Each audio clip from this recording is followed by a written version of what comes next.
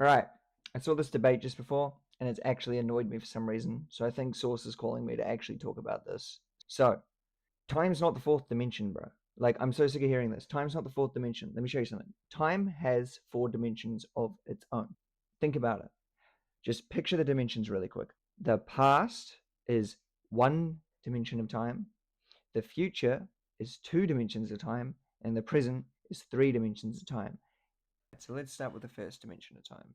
Why is the past the first dimension? Well, just think about it. Can you change your past? No, it's just a fixed set of events. It's quite literally linear. Your past is linear, it's a straight line. You can draw it all on a number line. Can't draw a future line.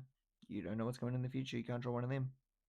But you can draw a past timeline. Anyway, moving on to the second dimension of time, that actually is the future. Why? Because there is an infinite amount of possibilities. You can do whatever you want, but it's confined to your past. It's in relation to your past. Infinite amount of possibilities in the future, but relationally bound to the past. The only way to have three dimensions of movement would be to have the ability to influence your future without having any influence from your past.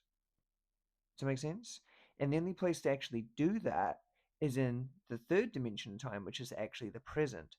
Because in the present, you don't actually have to be intertwined with someone's past at all, but you can affect the future. That affecting of the future is volume.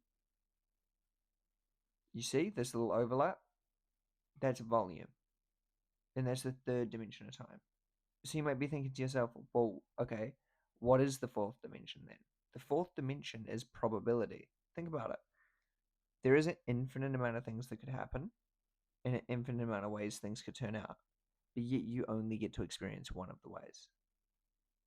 The reason for that is because to feel an event fully, you would have to fully feel it from all perspectives. And the only way to fully feel it from all perspectives is to, well, start feeling it from at least a perspective. And part of feeling it from a perspective in this fractal is it needs to solidify to a past because it needs to have happened to you and influence your future. People mistake the idea of probability collapse for time. That's all that's going on. Time's its own thing. I mean, quantum mechanics suggests there is already a multiverse where every decision ever already plays out in multiple different universes. Like, that's volume. That's the big picture. That's the fourth dimension. The fourth dimension is the perspective being unbound at the end and feeling all of them. How do you know that's not just death? And then moving back to the fourth dimension. The fourth dimension, well, think about time under the probability collapse. Something has to experience it. That's the zero dimensions. That's just the awareness. Time is relative. Have you ever thought about what that means? It means you create it. It's completely relative to the experiencer. It's just probability collapse in disguise. That's all it is.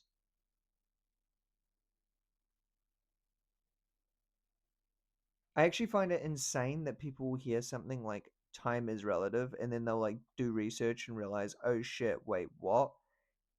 I move through time differently than everyone else based on my own experiences. That's insane.